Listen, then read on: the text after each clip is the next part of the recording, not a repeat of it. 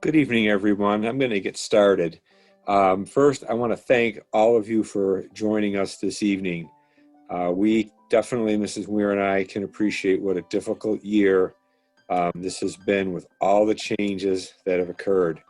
We know this has been stressful for our students, you as and all of us as educators as well. We are going to provide you the most up-to-date information we can uh, as this information comes into us. Unfortunately, what Mrs. Weir and I keep using is the term "for now." Um, Information is changing. It seems as if it's changing as rapidly as the hormones of our middle schoolers. So it almost follows suit with them. And really, things have changed at times when we present information or the district presents information. It changed within a 24-hour period. Tonight, our goal is simply to provide you information about what could happen and what decisions should the term pivot come into play on the 26th. We provide you an opportunity to ask questions, and we are all four middle schools are doing this at the same time, and we are going to address those questions during the presentation. And if there is some that we may have missed, I still have copies of those questions. I'm going to be addressing them.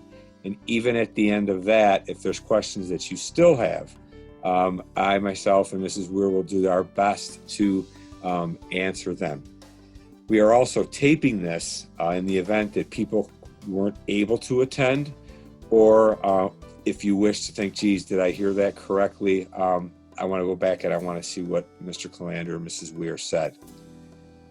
What I'd like to start with is really what came from the district's communication. And I'm highlighting middle school, but this also pertains to a high school, which they're doing their presentations tonight at 7 p.m. And I'm just going to read it verbatim to you.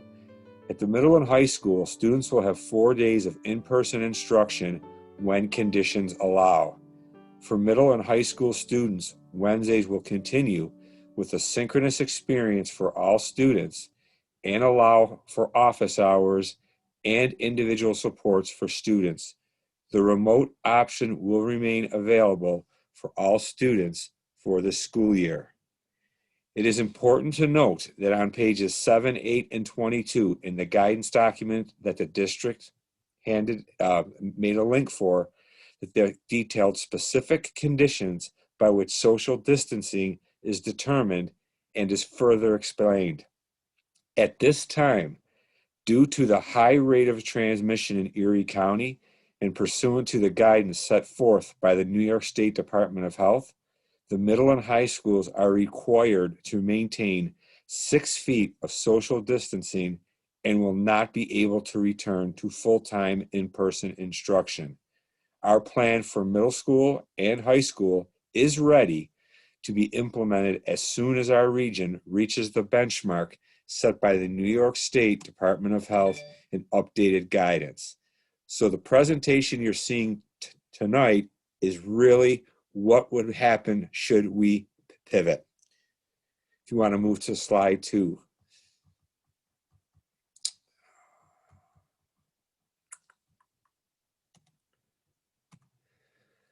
So when we pivot, due to the high rate of transmission that I just mentioned, we will remain in the current instructional model, which is high flex or remote until conditions allow.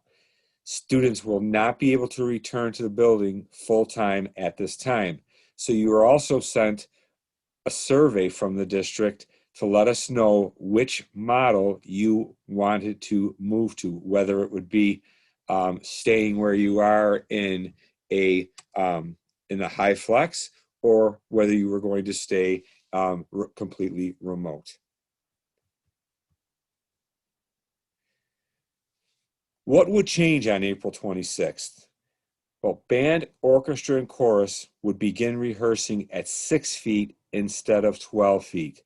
So what you see there is for those of you of parents who have been in our school, and you've noticed that's our large ensemble room that we use for mainly orchestra and chorus. It's been set up for 6 feet, okay, for our orchestra, and 12 feet for our band. That would then, okay, that would change. PE would also, okay, begin social distancing at 6 feet instead of 12 feet. That would change on April 26th. And just so everyone is aware and to be clear, this change of 6 feet for band, orchestra, chorus, and PE will change on April 26th on Monday, regardless of the conditions.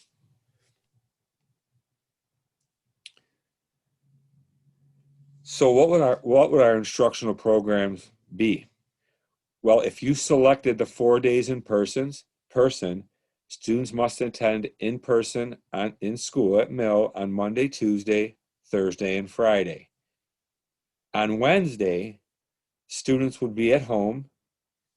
I lost that. I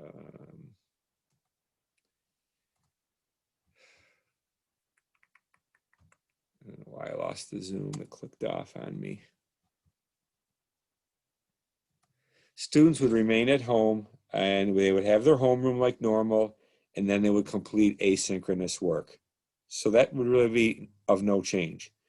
4 days fully remote. So if you chose the option to remain fully remote, they would attend all their classes on Monday, Tuesday, Thursday, and Friday remotely. On Wednesdays, students would be at home. You would attend their home base, and then they would complete their asynchronous work, and they would still have office hours to use from 9:20 until 10:20. What supports would occur to help students coming back after being fully remote all year? So what we're really referring to there is students who have not stepped really foot in our building. What our plan is that when they return for the first time, we would be inviting them in for a tour of our building, and most likely we'd be using a Wednesday prior to reopening so that we can get those students, give them the opportunity to kind of see the markings, which you're going to see some pictures of how the classrooms and the hallways are marked as they have been, but to give those students an opportunity, since they haven't been in the building potentially since last March. Students are going to also could be assigned a buddy to help them as needed, and the counselors would be working with them there. Grade level counselors would also be checking in with these students. Teachers will be helping students with the transition by reviewing the in-person expectations in the first type of day of school housekeeping items, because this for them would really be their first day of school. Again, if we were to pivot, okay, the supports for Wednesday will still continue. All students will log remotely on to their home base from 8:55 to 9:20. Fully remote learners will be able to access their teachers for academic conferences from 9:25 to 10 each Wednesdays. We have started, it's been actually almost, I'm going to say approximately 2 months now, where students can attend what we call, this is our kind of term, kitchen table, from 1 to 2:30 each Wednesday to get help from our team of school guidance counselors, and there's no sign up that's necessary. And in many cases, what has happened is some of our teaching assistants, other teachers who may not even be down in the cafeteria, student might have a question, and because the teacher's in the building, the teacher will go down and help the student so they can understand the difficulty that they're having, and they can move forward. We will continue our fully remote pickup materials every 2 weeks. And it's been on Wednesdays. We've announced those, and that would continue regardless of whether we're back or not. When conditions allow, as it says, No, the transmission rate, 3 feet apart in every classroom and orchestra. 6 feet apart would be for students in chorus, band, PE. So those three right there, there's a huge change because that currently would be has been 12 feet. Lunch would still remain 6 feet, and the common areas. And when we refer to common areas, we're talking really about our hallways. Those would still keep students at 6 feet of distancing.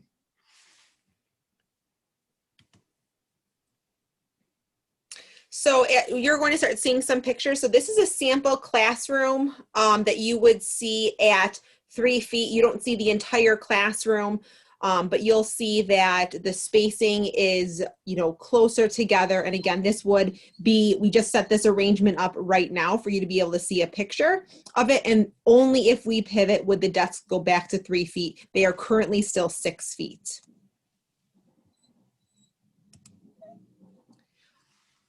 Important to note for mask breaks. So, when the conditions allow us to pivot, the students being 3 feet in the classroom, they are not able to take off their masks. So right now we're able to provide mask breaks because students are 6 feet apart.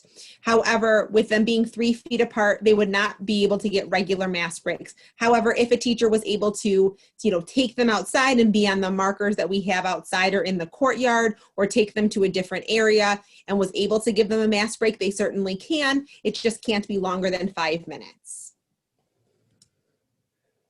Our eating locations, this is probably one of the biggest changes that would occur. So due to the fact that there still needs to be 6 feet of social distancing between students when eating because their masks are off, we will be utilizing both the cafeteria and the gym.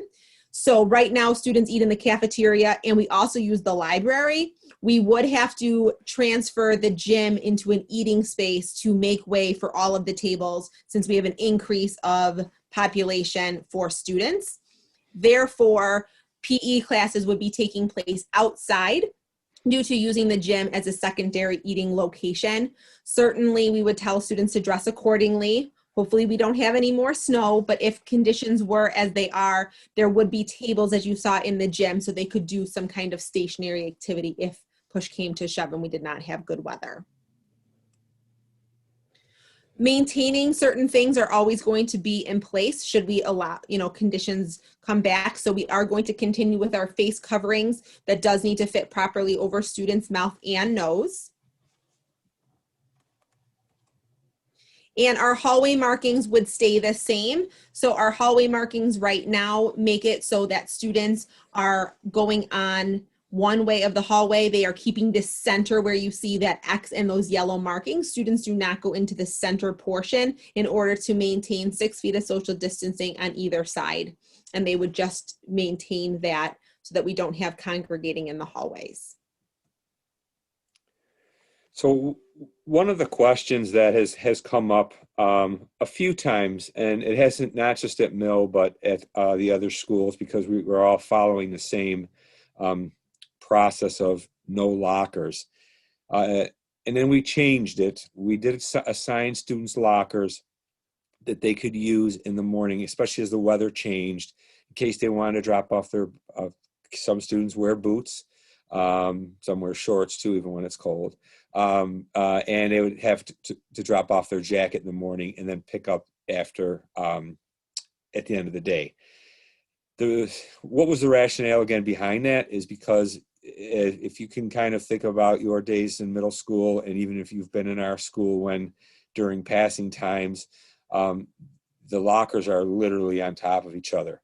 So in order to maintain that, we are not having students being able to use their lockers for other than the beginning and the second part of the day.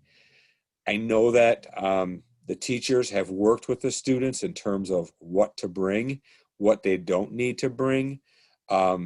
And I've had conversations, I've even taken backpacks from students and looked at them because they look like they're struggling, and have talked to them about why is your backpack so heavy? And a lot of it, and it's interesting, it's more so our 5th and some of our 6th grade students because I think there's a fear of, God forbid I forget something, that I got to have it with me, even though I may not even have social studies today or science, because it's an every other day class. They're still bringing those materials.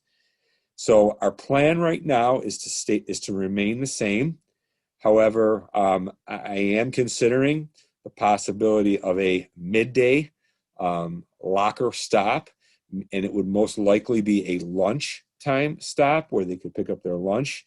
But the problem is, again, is when you start doing that and kids congregate, you're not 6 feet away, you're not 3 feet away, you're not a foot away, and students will begin to congregate, and we definitely don't want to do that based upon the transmission rate and keeping our kids as safe as possible. But that is one that I will tell you has been a struggle, because I want it to be safe for students, but I also need to comply with the spacing requirement, but I also don't want them to feel like they're going to have a heart attack because they're carrying so much weight. So, but currently right now, we're keeping it as is, should things remain the same. And obviously they can carry water, it mentioned. That's not an issue. One thing that is interesting that you may or may not be aware of is we've added, I want to say now, I think we almost have in every wing, we have water filling filtered bottle stations. The water fountain, per se, the ones that when we were kids, where we push the button, those are turned off because obviously you have to touch it. The water filling stations, it's just pushing your bottle under, and kids are using these all the time, which is great because they're staying hydrated. It's good to have them so that they can stay hydrated. So that will continue. So riding the bus, and this also came out from, because that's a question parents brought up. And again, if you didn't have a chance to see, Monday was the district's presentation. If you have an elementary child, that was last night. Middle schools are tonight, and then right at 7:00 starting is going to be the high schools. But the transportation, if we come back, it'll be and depending again on all the guidance that comes out and what the spacing has to be, there may be some buses that are late. It could be because the bus is full and another bus will have to be provided. Masks must be worn while on the bus, and it will be one student per seat, unless if you're a family that obviously have 2 children in the same home, their siblings, they would be able to sit together. Parent drop-off and pickup. So we have been using the front of the building quite a bit as our drop-off, and there's the 2 stations. The one that is right in front of our main door, and then the one that's in front of sort of our old, where our attendance office was. What I'm going to tell you is, if we do end up coming back and we have more students, and truly, even if we don't, the front parking lot, fifth grade parents, you may not be aware of this as much because it's new to you, but that was always a lot reserved for staff. We took that away this year. There's no staff. That is completely wide open. And we originally, to try to kind of train the parents, I did a video of how to go drop your child off, and it's very safe because you could drop them off right on the sidewalk. And yes, it's a little further walk. They would have to walk around towards the A wing. And if they're 5th graders, they would go in the A wing entrance. If they're 6th graders, they could go in the B wing. We would be adding an additional temperature check to C wing for our 7th and 8th graders if we return. And then, of course, there are still the 2 entry points, the main office and the one closest to our old attendance office that students can enter. But I'm just saying to you that if you're getting backed up, use the front parking lot, because and I know I see some of the same when we started. I would see the same parents kind of using that, and They're like, well, he can walk. I'm like, it's raining or whatever. And I'm like, he'll walk, he'll be fine, because you get out faster. So it's really, truly for the flow of getting the kids in the building as fast as we can, doing still the required temperature check. But using the drop-offs, you still need to pull up to use those appropriately. And students should not go into the road. That is one thing that, again, I've been principal here for, an administrator for 21 years. When that loop was changed in 09, it was all about student safety. So please refrain from having your children cut across the lane to get into the waiting lane, because as you know as well as I do, unfortunately, there are very distracted drivers, and God forbid we do not want to see a student get hit by one of our parents. The front parking lot, as I mentioned, you can drop off, pull up there, and it's also a pickup zone. So, which interestingly enough, in what Mrs. Weir and I were discussing, there's no question people are using that more for the pickup than they are the drop off. Students are using that and going out there, and because you're getting out and you're truly avoiding the loop, which is totally understandable. But same thing in the morning, you could be avoiding the loop too if it's backed up. But that's really your personal preference. But those are the options that we're still going to have in place. Dismissal. We started the year at the beginning, and we were doing segmented, where we were calling 5th grade, then 6th grade, 7th, and 8th. If we do increase, really based upon if the numbers stay based on the survey, what did we say, Mrs. Weir? We were going to have approximately an additional 130 some students. Am I close? Yeah, I think we'd have about 530 in the building at one time. In the building, right. So we will go back to calling first our walkers, our students are getting picked up by grade, and then moving to the buses, just to stagger again to keep the kids as safe as possible and social distancing them. The early dismissal part, same thing. You should call upon the arrival and allow us time to get your child for if they have an appointment or whatever it might be. And they will be instructed to come to the front door, ring the bell, and one of our staff members will meet you with your child, and you can sign them out. So that will not be changing. So, questions. What would Wednesdays look like again if there was a shift to full in person? District mentions that Wednesdays would be synchronous. So does that mean there would be remote class instead of asynchronous assignments? It really means both. As I mentioned, it would not change that much differently than what it is today, what it is now. Students would still, remote students would be all remote, would have that priority time with their teachers from 9:20 to 10:20, but they could still come in for the kitchen table, whether they're remote or all in person. And teachers are still reaching out, and counselors, to students and having separate sessions to help them get through whatever troubles that they're having. Next question. I mentioned at the beginning, if I cannot attend the meeting, will the presentation be available online for parents to view? If you have friends, yes, we're going to make this available. We're recording it. And you can always ask us questions should something come from you afterwards. Kids changing to participate in gym class. Nope, we will not be having them. They will not be changing. Those that will be returning for the first time this year be assigned a locker. I'm gonna assume that means a locker in the hallway. So the answer would be yes. It would not be a locker in the gym, because we are not using our locker rooms.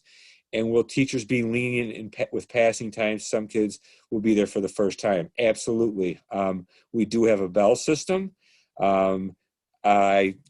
I'd have to say, and Mrs. Weir, correct me, I can't think of if maybe I've seen less than a handful of students who have had to be spoken to about coming to class late repeatedly, and it's not because they're not sure where they're going. They're they're not doing what they're supposed to do. So absolutely, this, like, for students who are coming in at first, this is if they are coming the first their first day of school.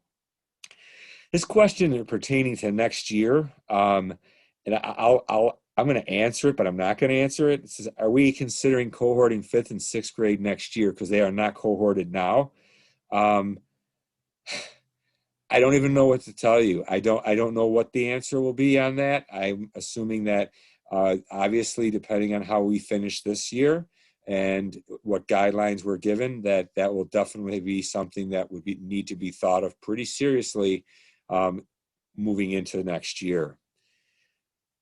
How quickly will the kids return to school once the county numbers are in line? What happens if in the middle of the week the county numbers become unfavorable? Will the model change back to hybrid and remote, or go all remote? I'm just being honest with you. I don't even know how to answer that question either. We would have to follow what the guidelines are telling us. So if for some reason said your transmission rate and the numbers that you have are so high that you were going to be pushed to all remote, like we were, whatever month it was, I think October we were pushed. And then all of a sudden, and I don't want to be political, but all of a sudden Cuomo changed the thing instantly, and now we're okay. Yellow, we can come back. Everything's fine. So I guess I would just tell you we're going to follow what we're allowed to do, and we're pretty well set up to pivot in any direction that we need to, especially now having tables like for lunch and cafeteria for allowing more students. What the district, I think, has held, and I believe they will hold to, is whatever model you've selected, they're going to have to stay in for the remainder of this school year. Let's see. Will there be any changes of teachers or classes for kids when the two cohorts come together? Example, if classes are too big for the rooms. That's an excellent question. We feel, based upon the numbers that we have in our classes, and I have to give Mrs. Weir a lot of credit on this. She's been doing the getting those numbers, looking at them, talking to the teachers.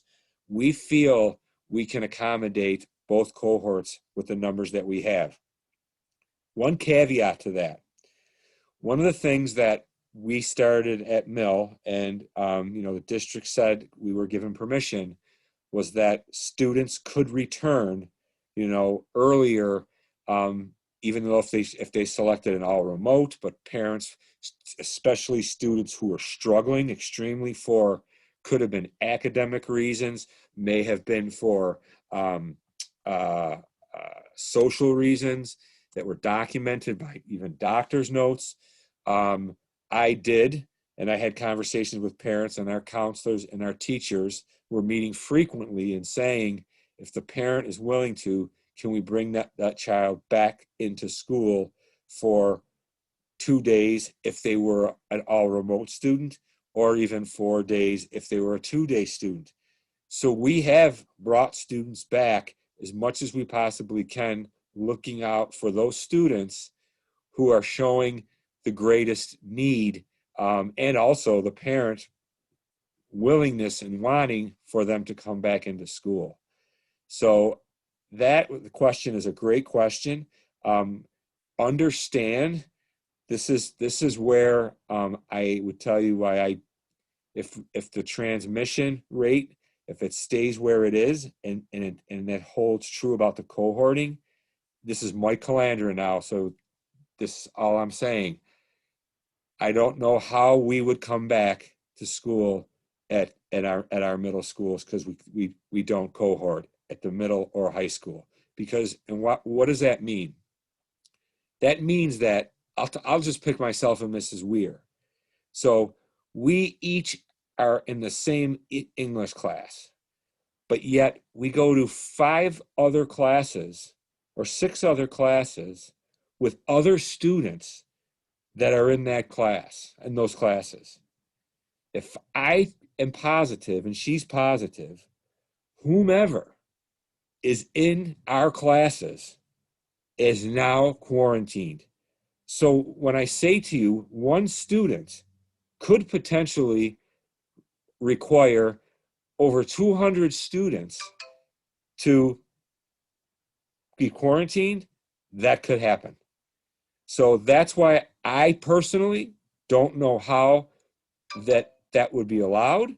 But again, I'm not in charge. I'm going to do what I'm told, and with my number one goal is keeping your kids and my staff as safe as I can under the parameters that I've been given. With that said, that is our presentation for tonight. If you have any questions pertaining only to the pivoting right now, please, we will open it up. I will tell you that we will end no matter what at 7 o'clock, because we promised the high schools that we would give them the fairness of having their parents see their presentations. But I also want to say that, and I know Mrs. Weir is probably going to show the last slide, that you can absolutely contact us by email. I know I sent an email out. I've been out due to back surgery, praying at either the end of next week or the following week. It's for those of you who've had any surgery and want to move, it's the most frustrating part I've ever had to go through. And I don't want to complain because a lot of people have it worse than I do. But we will get back to you. But I do suggest sending the email to both of us. She's doing an awesome job while I've been out. So I want to personally thank her, because without her, Mill would be in real trouble. So we're doing well. So with that said, I'm gonna be quiet. So if you have a question, I believe you have the ability to unmute yourself. Do they, Mrs. Weir? I believe so. There is already a question in the chat, so Okay, I'll read okay. that one and then we can open it up to questions. Okay. If you want to put it in the chat because you can't unmute yourself, or you would prefer not to speak, you can put it in the chat and I can read it out loud, or after I do this question, we can open it up. So the first question is, if the school can pivot for students switching to all remote or continuing with all remote, would they be able to continue with their current schedules? I'll answer this one. One of the great things about our model right now is none of their schedules will change. So they will have their current schedules, their current teachers, the current order will be the way it is right now. And if we do switch to all remote or in person, that will be able to maintain for all students. The difference would be that they would just be logging in virtually if they're all remote. If I'm hearing that question correctly. Yeah, I just like to add something to that. And this is what we have done with very, very few students. So when the request has come in for additional time, you have to remember what has to be checked. Well, obviously all the classrooms. At first, when we started this, we weren't really thinking about our lunchrooms, okay? But we have to think about every area. And we have, for very few students, with parent permission, said, okay, your Spanish class, there's no room. There's room in every class we can put them in, but not Spanish. But you know what? We have the library available. We can allow that. We're willing to have that student join the class, but they're going to have to join it remotely from the library, whether it's whomever the teacher teaches in A1. And we've been able to do it that way too. So I want you to understand, we are trying to bring back as many students as we can, as long as it is keeping them as healthy and as safe and following the guidelines. Thank you. I am feeling much better. There are no other questions in the chat, so if anyone wants to put questions in the chat or answer anything, we're more than willing.